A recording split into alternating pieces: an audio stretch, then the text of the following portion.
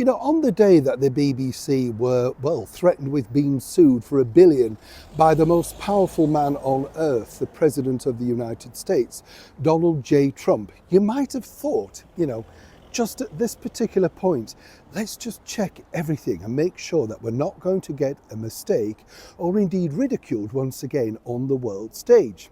No. You see, well, here's the problem.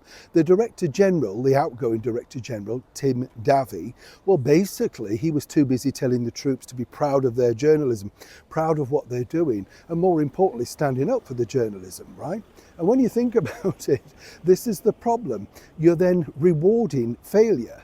And as I've said to you many times now, the people responsible for doctoring that tape, for editing it falsely, have not been given a written warning and they're still in full employment on full salary.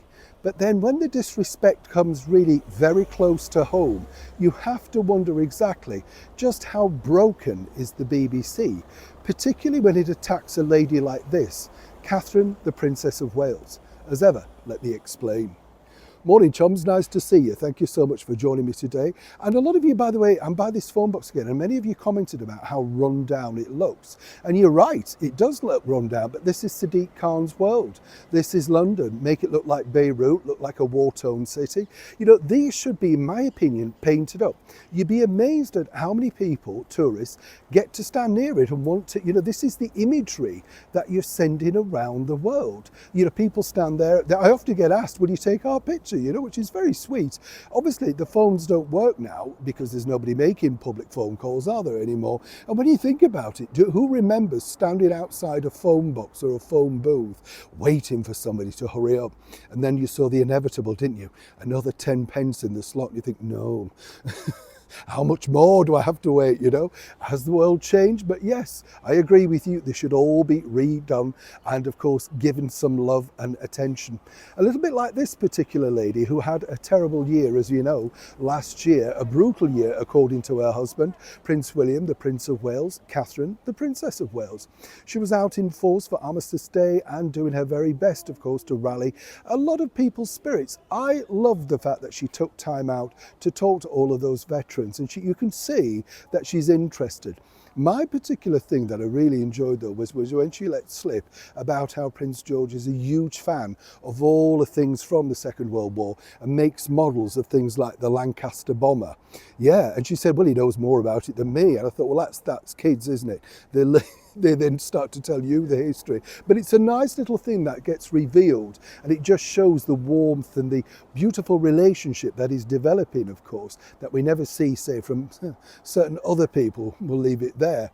But it's the disrespect, in my opinion, that really is so bad from the BBC. They were covering this particular event, and as you can hear from this footage, they referred to Catherine, the Princess of Wales, as this.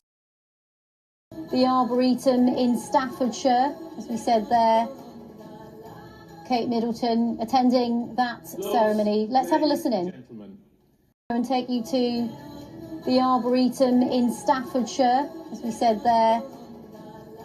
Kate Middleton attending that ceremony. Let's have a listen in. That's right. Now, okay, you might say one slip. No, this was throughout the report. And then on the website, they bill her as Kate. The disrespect is literally off the scale. Now, I can tell you from sources that I know that work inside the BBC, they are no fans of the monarchy.